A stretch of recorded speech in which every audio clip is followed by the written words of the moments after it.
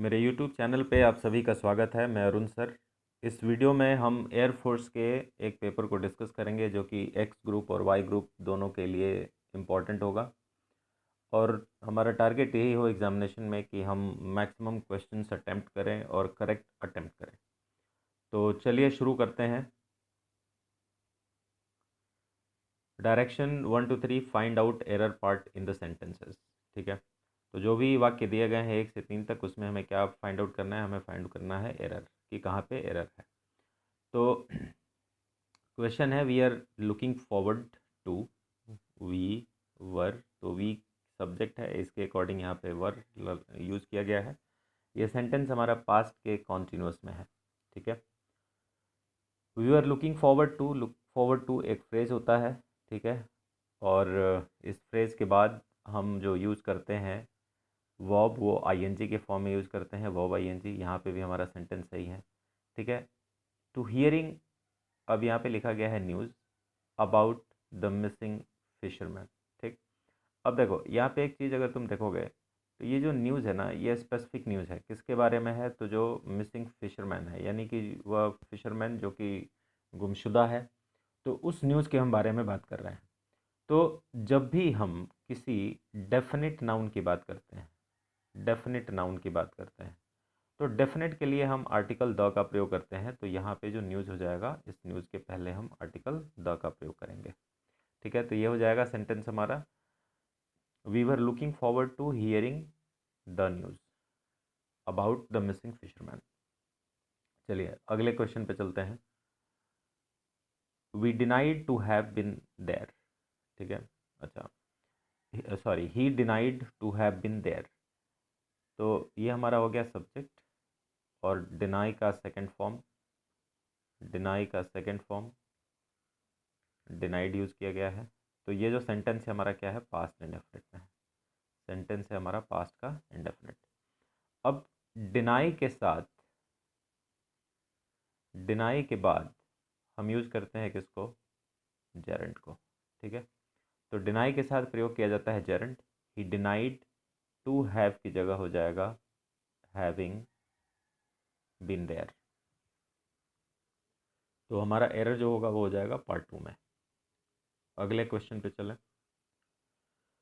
The strain of all the difficulties, vexation and anxieties are more than he could bear. ठीक है, तो are यहाँ पे हमारा क्या है? लिंकिंग वर्ब है। ऑफ प्रपोजिशन है। अच्छा, प्रपोजिशन के बाद डिफ़िकल्टीज आया है, वेक्सेशन आया है और एंग्जाइटी आया है। तो ये जो कंपाउंड ऑब्जेक्ट्स बने हैं किसके? इस प्रपोजिशन ऑफ के। ठीक है, तो यहाँ पे जो हमारा सब्जेक्ट होगा वो स्ट्रेन हो जाएगा सब्जेक्ट। ठीक, और स्ट्रेन सब्जेक्ट होगा तो ये जो सब्जेक्ट है हमारा क्या है? सिंगुलर है। ठीक है, सब्जेक्ट हमारा क्या है? सिंगुलर है। अच्छा, सिंगुलर सब्जेक्ट के लिए हम जो वर्ब यूज़ करेंगे वो यूज़ करेंगे सिंगुलर। तो हो जाएगा the strain of all the difficulties, vexation and anxieties is more than he could bear. ठीक है, डिफ़िकल्टीज़ का मतलब होता है परेशानी, वेक्सेशन का मतलब होता है चिंता, एंग्जाइटी का मतलब होता है भी परेशानी, मानसिक परेशानी। ठीक है, तो वेक्सेशन बेसिकली हम क्रोध को भी कहते हैं, क्रोध।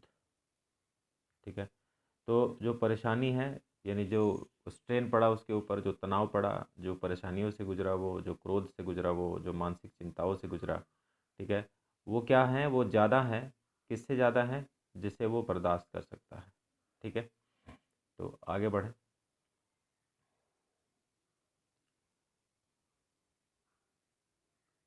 Change the narration, he said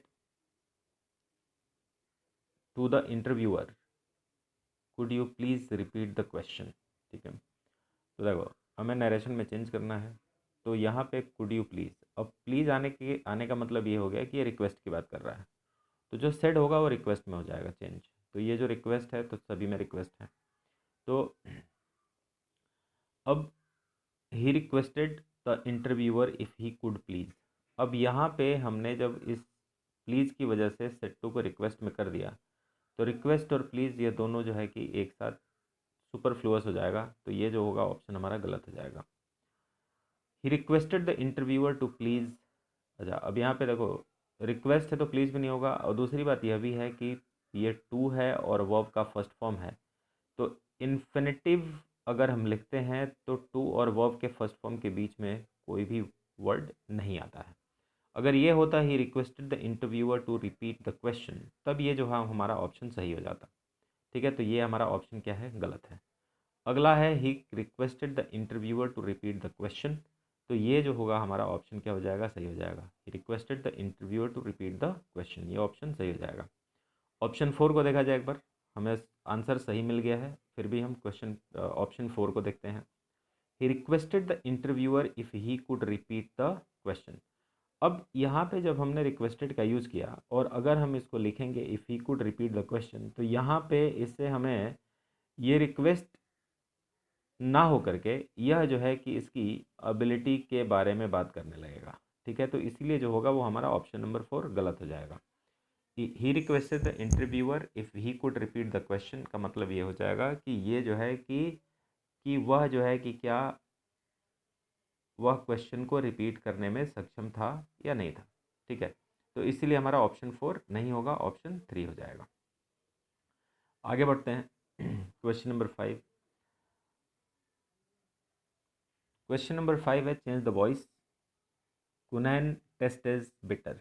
ठीक, अच्छा, इस तरह के जो स्ट्रक्चर्स होते हैं जिसमें कि हमारा सब्जेक्ट है, वर्ब है, और उसके साथ हमारा क्या हो जाएगा, एडजेक्टिव, तो इस तरह के जो भी होते हैं इनको हम कहते हैं कासी पैसिव।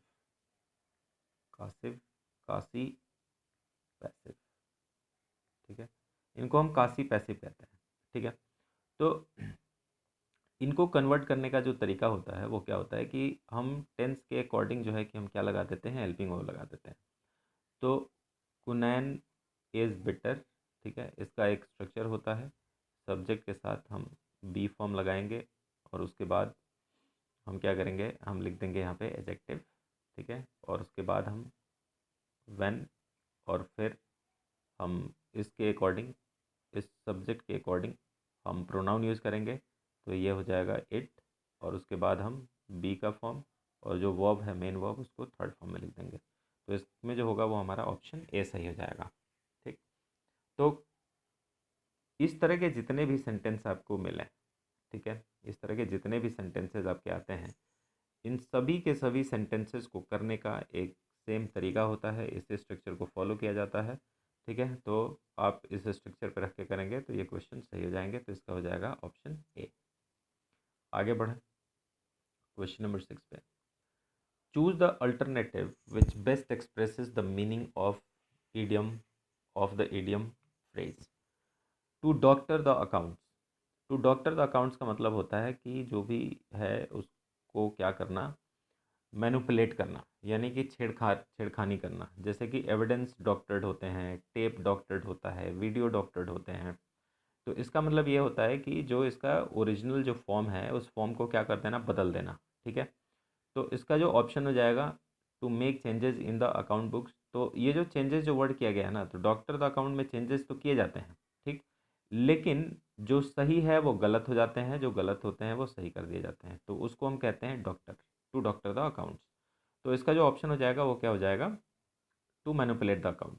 मेक चेंजेस का मतलब जो चेंजेस होते हैं वो पॉजिटिव कॉज के लिए भी हो जाते हैं, लेकिन डॉक्टर द अकाउंट जो होता है वो क्या होता है, वो नेगेटिव कॉज के लिए होता है, यानी कि जो सच है उसको दबा दिया जाए, ठीक, और जो झूठ है उसको जो है कि हाईलाइट कर दिया जाए। आगे बढ़े। टू बी ऑल एट सी। ठीक है, टू बी ऑल एट सी का मतलब होता है कि परप्लेक्स्ड होना, परेशान होना, कंफ्यूज्ड रहना। ठीक है, तो इसका जो ऑप्शन हो जाएगा वो हो जाएगा बी, लॉस्ट एंड कंफ्यूज्ड। ठीक है, आगे देखें। सब choose the one word which can be substituted for the given sentence. अब ये इसमें है one who does not make mistakes, वह व्यक्ति जो गलतियां नहीं करता है। ठीक है, तो इसको हम कहते हैं इनफेलिएबल। इनफेलिएबल वह व्यक्ति होता है जो कोई गलती नहीं करता है। ठीक है, पेसिमिस्ट वो होता है जो looks darker side, looks darker side, जो डार्कर साइड को देखता है। ऑप्टिमिस्ट वो होता है जो पॉजिटिव साइड को देखता है, पॉजिटिव साइड को देखता है। और हिपोक्राइट वो होता है जो बहरूपिया हो। ठीक है, बहरूपिये को हम क्या कहते हैं? हिपोक्राइट कहते हैं, बहरूपिया। तो इसका जो ऑप्शन हो जाएगा वो हो जाएगा सी। तो पेसिमिस्ट जो डार्कर साइड को देखता है, ऑप्टिमिस्ट जो पॉजिटिव साइड को देखता है, और हिपोक्राइट वह होता है a person who pretends what he is not.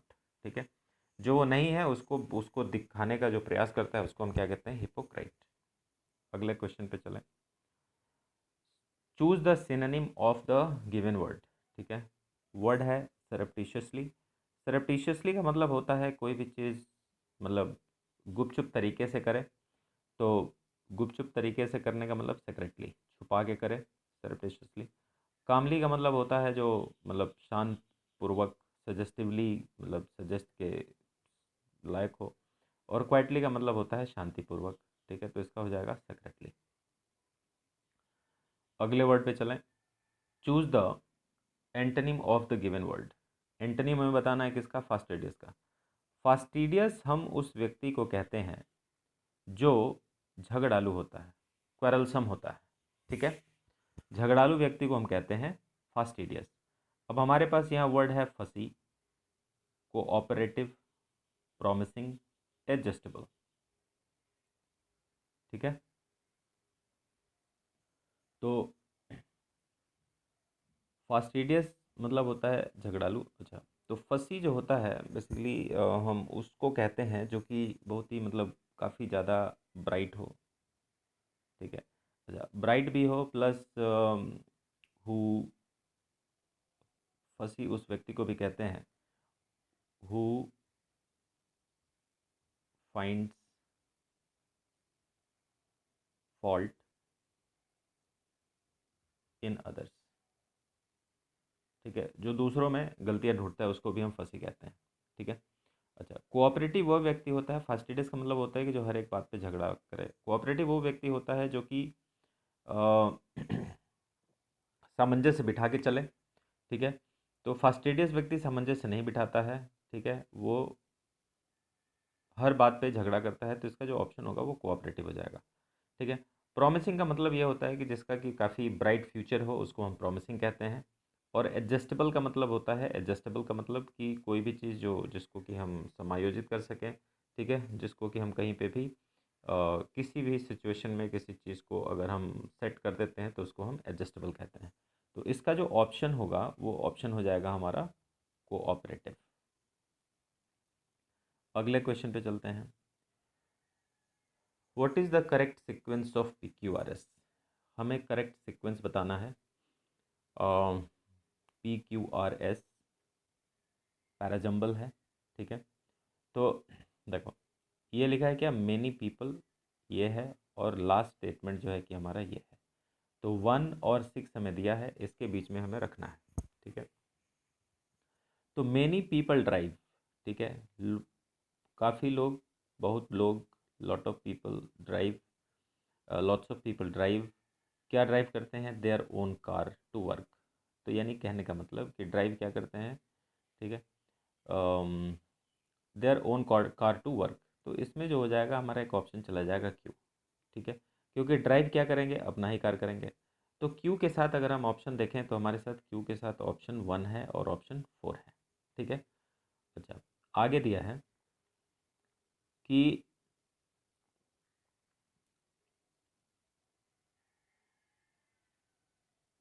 अब हमें आगे वाले सीक्वेंस को देखना है। अब ये देख रहा है कि if every one did this. ठीक है, यानी कि ये वाला क्लॉज जो होगा वो हमारा क्या होगा? पहले आएगा। ठीक है, if every one did this.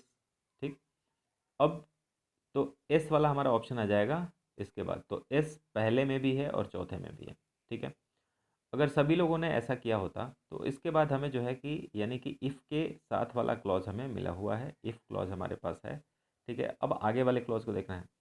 आगे वाले क्लॉज को देखने के लिए फिर हमें क्या देखना है? सब्जेक्ट देखना है, वर्ब देखना है और बाकी पार्ट्स देखने हैं। तो हमारे आर में जो है कि सब्जेक्ट है ठीक है, वर्ब है, ठीक है, और उसके बाद जो है कि हम आर और पी को हम क्या कर लेंगे, जोड़ लेंगे। तो हमारा जो ऑप्शन हो जाएगा वो हो जाएगा क्या, ऑप्शन वन। ठीक, तो many people drive their own cars to work, ठीक है, but if, option S, if every one did this the roads would become hopelessly jammed. तो यहाँ पे आर और पी का कॉम्बिनेशन बन जाएगा, तो फर्स्ट हमारा सही होगा। What is the noun form of civil, what is the noun form of civil. Civil का हमें नाउन फॉर्म जो है फाइंड आउट करना है। सिविल का मतलब होता है सभ्य, ठीक है, सभ्य, जैसे सिविल सोसाइटी होती है, सभ्य समाज। ठीक, तो अच्छा, ये जो सिविलाइज है, सिविलाइज हमारा वर्ब है और सिविलाइज हमारा क्या है, एडजेक्टिव है। ये जो होगा सिविलियन, सिविल का सिविलियन जो होता है वो क्या होता है, नाउन फॉर्म होता है। ठीक है, सिविक भी जो है वो हमारा क्या है, एडजेक्टिव है। ठीक, चलिए, तो नाउन फॉर्म जो होगा वो क्या हो जाएगा, हमारा सिविलियन हो जाएगा। आगे बढ़ें, अगला क्वेश्चन है, King George five extension to, ठीक है, एक्सटेंशन के साथ प्रपोजिशन फिक्स्ड है, हम टू का यूज़ करते हैं, तो 13 का हो जाएगा 4। The teacher of various schools met how to improve the standard of English.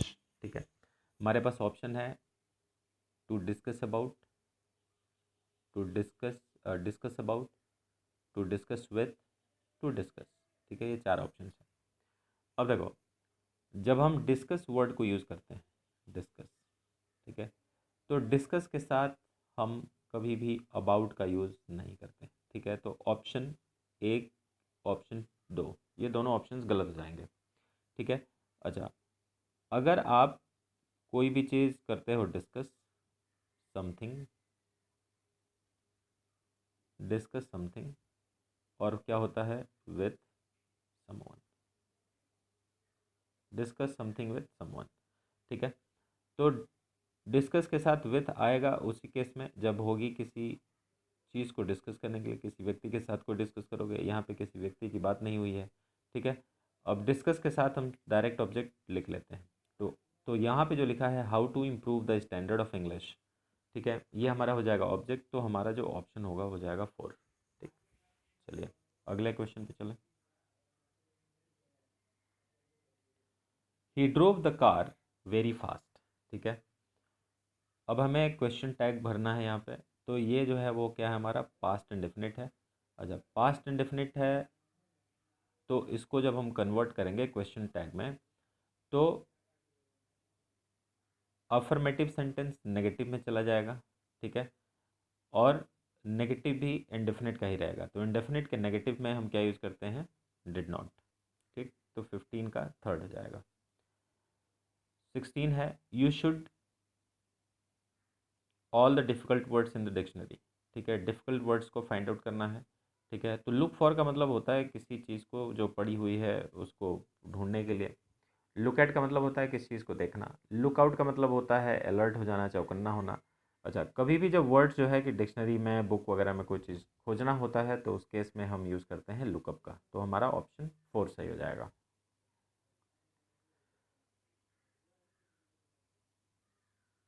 She is the girl we think help the poor helped the people during lockdown. She is the girl we think helped the poor during lockdown. During the lockdown कर दें यहाँ पे, during the lockdown। ठीक, हमें क्या भरना है यहाँ पे, हमें भरना है whom, who, which या whoever। ठीक, अब देखो, अब हमें जो भी भरना होगा वहाँ पे, इस चीज़ को हम देखें और समझने की कोशिश करें। हम देखें, यहाँ पे है हमारा सब्जेक्ट और ये हो गया वर्ब, यानी कि सब्जेक्ट और वर्ब आपस में मिल गए। यहाँ पे इस सब्जेक्ट के लिए वर्ब भी है। ठीक है, अच्छा, यहाँ पे जो वर्ब है, इस वर्ब के लिए हमारे पास कोई सब्जेक्ट नहीं है, हमें यहाँ पे ज़रूरत है सब्जेक्ट की। और हु जो होता है वो क्या होता है, सब्जेक्टिव फॉर्म होता है, तो हम यहाँ पे क्या भर लेंगे, हु भर लेंगे। ठीक है, अच्छा, इसको थोड़ा सा अगर हम करेक्ट करके लिखें तो हम ऐसे भी लिख सकते हैं, we think that, she is the girl who helped the people during the lockdown. ये हो जाएगा हमारा ऑप्शन। ठीक है,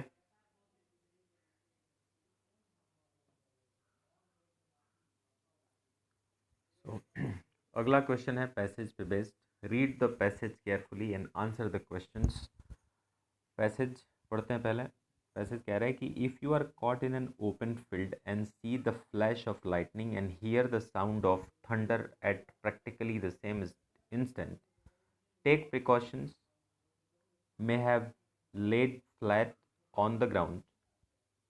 कह रहा है कि अगर आप किसी ओपन फील्ड में, खुले मैदान में, ठीक है, घिर जाते हो, सी द फ्लैश ऑफ लाइटनिंग, और आपको जो है बिजली की चमक दिखती है, here the sound of thunder, और आपको थंडर की आवाज़ आती है, ठीक है, एट प्रैक्टिकली, प्रायोगिक रूप में, उसी क्षण, टेक प्रिकॉशंस, आपको प्रिकॉशन लेना चाहिए।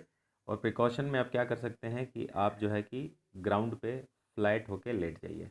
ठीक है, आप कोशिश दौड़ने की मत करिए, पूरी तरीके से छुपने की कोशिश करिए। ठीक है, remember that poor shelter is worse than none. ठीक है, यह याद रखें कि जो पुअर शेल्टर होता है, ठीक है, वो क्या होता है, सबसे ख़राब होता है। ठीक है, the big tree standing alone will keep the rain of you. ठीक है, बड़ा जो ट्री है, बड़ा खड़ा हुआ जो ट्री है, वो क्या करेगा, वो आपको बारिश से दूर रखेगा, यानी कि वो आपको बचा लेगा बारिश से।